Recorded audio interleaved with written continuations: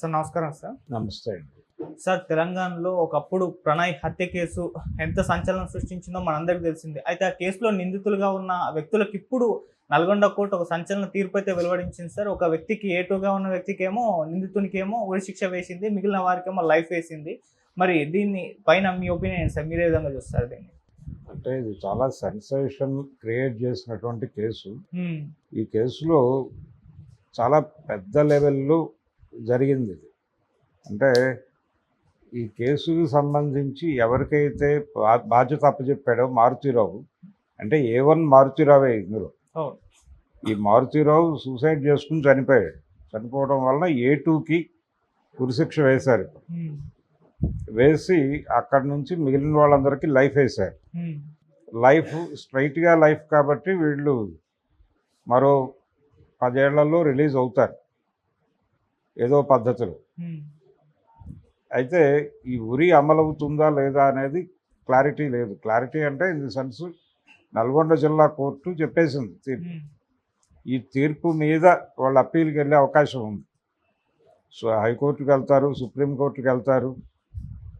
సుప్రీంకోర్టులో కూడా కాదంటే అప్పుడు దాని మీద రాష్ట్రపతికి పెడతారు. రాష్ట్రపతి క్షమాభిక్ష ఇస్తే బయటకు వచ్చేస్తాడు అతను, లేకపోతే ఉరిశిక్ష అమలు జరుగుతుందా లేదా అనే దానిలో క్లారిటీ లేదు. కానీ ఒక ప్రమాదం అయితే జరుగుతుంది. అంటే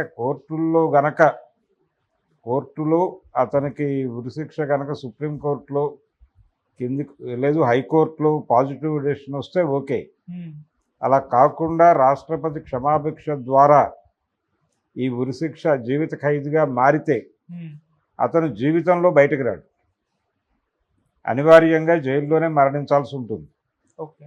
ఎందుకంటే మనకి ప్రభుత్వాలు ఇచ్చేటువంటి జీవో లైఫర్స్ రిలీజ్కి ఉన్నటువంటి ఏకైక అవకాశం ప్రభుత్వాలు దయదలిచి ఇచ్చే జీవోలే. ఆ జీవోల ప్రకారం ఏంటంటే డెత్ పెనాల్టీ నుంచి లైఫ్ కన్వర్ట్ అయిన వాళ్ళు విడుదలకు అనర్హులు అని ఒక క్లాజ్ ఉంటుంది.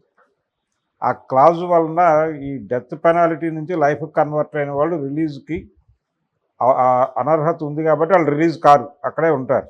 ఓకే. చనిపోయే వరకు అక్కడే ఉంటారు. ఇప్పుడు ఆల్రెడీ కొన్ని కేసులు ఉన్నాయి. ఏపీలో ఒక కేసు ఉంది, ఇక్కడ తెలంగాణలో కేసులు లేవు. మేబీ ఈ కేసు నమోదు అవ్వచ్చు. అంటే కోర్టు నుంచి పాజిటివ్ జడ్జిమెంట్ తెచ్చుకోగలిగితే బయటపడిపోతాడు అతను. హ్మ్. ఒకవేళ కోర్టులో కుదరక రాష్ట్రపతి దాకా వెళితే విషయం, క్షమాభిక్ష ద్వారా శిక్ష మారితే మాత్రం ఇతను ఇప్పట్లో రిలీజ్ కాడు, అతను జీవితాంతం జైల్లో ఉండాల్సిన పరిస్థితి ఉంటుంది. ఓకే. సో ఉరిశిక్ష కంటే కూడా అది బెటర్ శిక్ష అయ్యేటువంటి అవకాశం ఉంది. ఎందుకంటే అతను చేసిన నేరం చిన్న నేరం కాదు. ఆ కోణంలో కనుక చూస్తే అది పెద్ద శిక్ష అవుతుంది. హ్మ్. కానీ అలాంటి క్లాజు పెట్టి ఆపేయటం కరెక్టా అనేది ఒక ప్రశ్న. అంటే జైలు అనేది కరెక్షన్ డిపార్ట్మెంట్ కూడా నిర్బంధం మాత్రమే కాదు, వాళ్ళు మనుషుల్ని బాగు చేసి తిరిగి సమాజంలోకి వదలాలి. అలా కరెక్షన్ ప్రోగ్రాం కూడా ప్రిజన్కు ఉన్నప్పుడు జీవితాంతం జైల్లో పెట్టుకుని ఏం చేస్తారు ఆ ప్రిజనర్ని? అతను ఎందుకు చేశాడు అంటే మారుతీరావు చాలా పెద్ద స్కేల్లో చేశాడు ఇది. అంటే హిరేన్ పాండ్యా లాంటి ఒక గుజరాత్ మాజీ హోంమంత్రి హ్మ్. అతన్ని హత్యలో పాల్గొన్నటువంటి బ్యాచ్కి సుపారీ ఇచ్చాడు ఆయన. ఇచ్చి వాళ్ళకి బాధ్యత అప్పచెప్పాడు. ప్రెగ్నెంట్గా ఉన్నటువంటి కూతురుని హాస్పిటల్కి తీసుకెళ్ళి చూపించుకొస్తున్నటువంటి అల్లుడి మీద దాడి చేసి చంపేయాలి, ఇది ప్రోగ్రాం. ఆ ప్రోగ్రాంలో భాగంగానే వీళ్ళు ఆ సుపారీ తీసుకుని అది చేశారు. ఇది ఇక్కడ గ్యాంగ్ కాదు, వీళ్ళకి చాలా భారీ లింకులు ఉన్నాయి. బీహార్కి చెందిన వాళ్ళు కూడా ఉన్నారు దీనిలో. కాబట్టి చాలా పెద్ద స్కేల్లో జరిగినటువంటి మర్డర్ అది. అందుకని పోలీసులు కూడా కొంచెం ప్రెస్టీజియస్గా తీసుకున్నారు. బయట కూడా సమాజం నుంచి చాలా పెద్ద ఎత్తున నిరసన వచ్చింది. హ్మ్.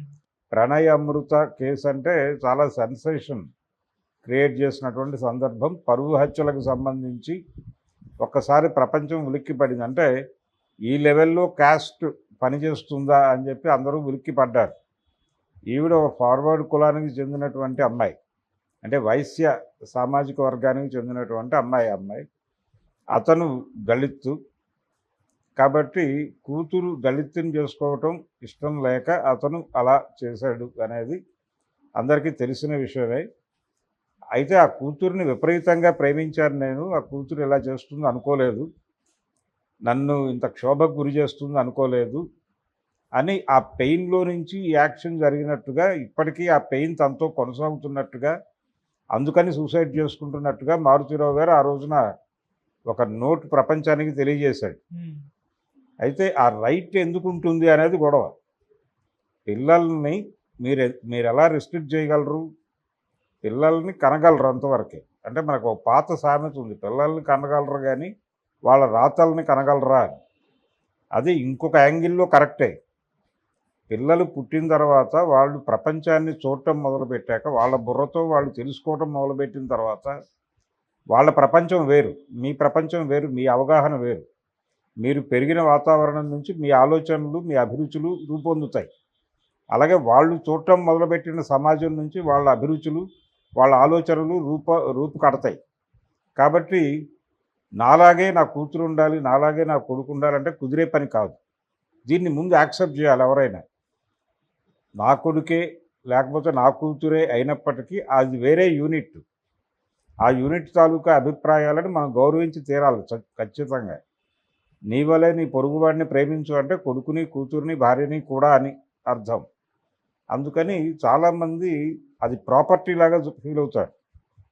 భార్యని, కూతుర్ని, కొడుకుని తన ప్రాపర్టీ లాగా ఫీల్ అవ్వటం వల్ల వచ్చే గొడవ ఇది.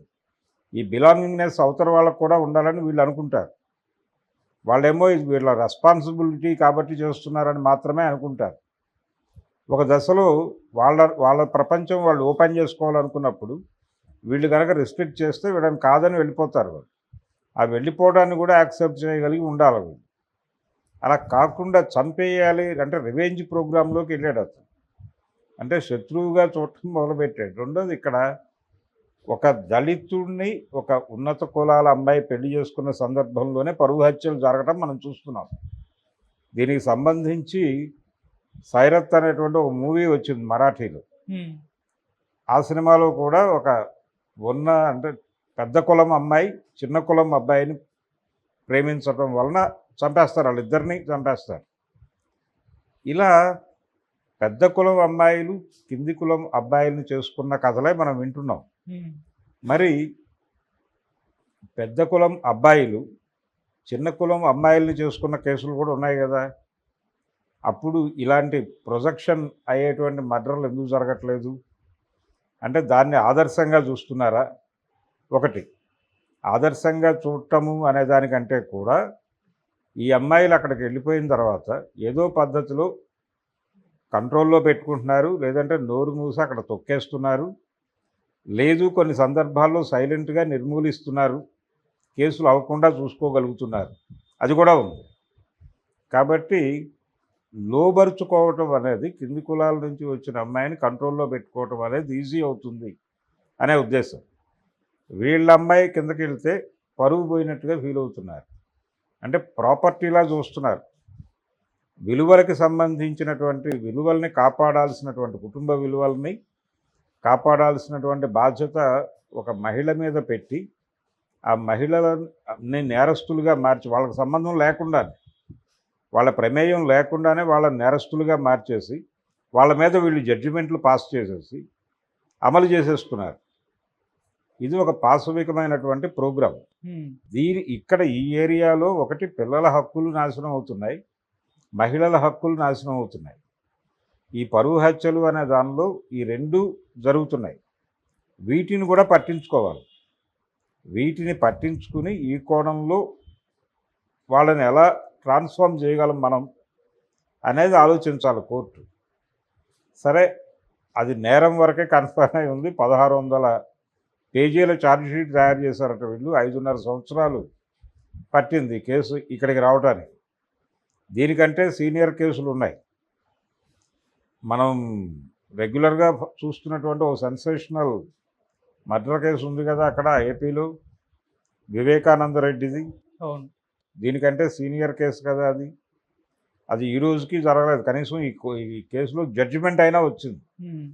ఈ కేసు అప్పట్లో దర్యాప్తు చేసింది అప్పుడు అక్కడ అధికారిగా, పోలీస్ అధికారిగా బాధ్యతల్లో ఉన్నది మన హైడ్రా రంగనాథ్ గారే. ఇప్పుడు హైడ్రా పేరుతో ఇక్కడ హడావిడి చేస్తూ ఇమేజ్ సంపాదించుకున్నటువంటి రంగనాథ్ గారు ఆ రోజున అక్కడ ఎస్పీగా ఉన్నారు. కాబట్టి ఈ శిక్ష పడుతుంది అనేది ఆయన ముందే స్పెక్యులేట్ చేసి ప్రపంచంతో షేర్ చేసుకున్నాడు కూడా.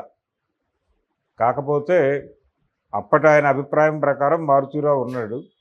ఇప్పుడు మారుతీరావు లేడు. మారుతీరావు తర్వాత శర్మ అని ఉన్నాడు, అతనికి పడింది. తర్వాత ఇదే ఫ్యామిలీకి చెందినటువంటి ఇంకొక మనిషి 8 గానో ఏమో ఉన్నాడు, అతనికి లైఫ్ పడింది. అయితే టోటల్గా ఈ ఈ హత్యని డిజైన్ చేసినటువంటి వ్యక్తికి మాత్రం జీవిత శిక్ష పడింది. అతను హైర్ చేసుకొచ్చినటువంటి వ్యక్తికి మాత్రం ఉరిశిక్ష పడింది. అందుకని ఇది చిన్న ఈ వ్యవహారం కాదు. అయితే అది నిర్ధారణ ఏం కాదు, ఈ కోర్టు జడ్జిమెంట్ ఇచ్చింది అంతవరకే.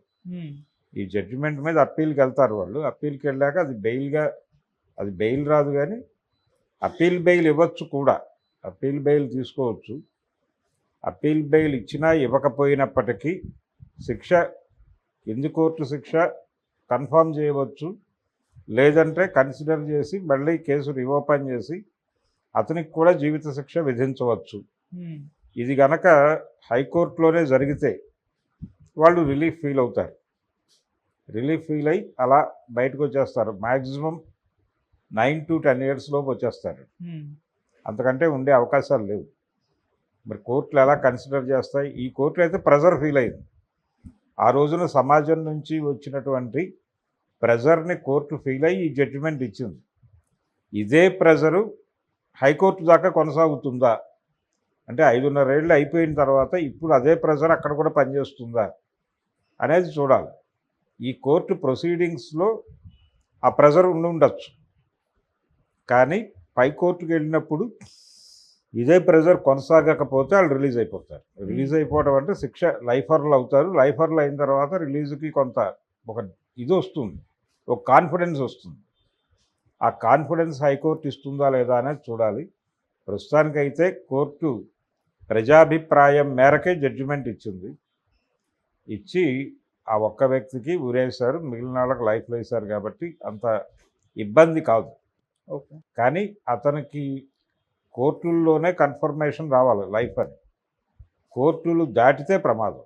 కోర్టులు దాటితే అతను రిలీజ్ కాడు జీవితాంతం, డెఫినెట్గా రిలీజ్ కాదు. కాబట్టి అక్కడ దాకా తెచ్చుకోకపోవచ్చు, మేనేజ్ చేస్తారు.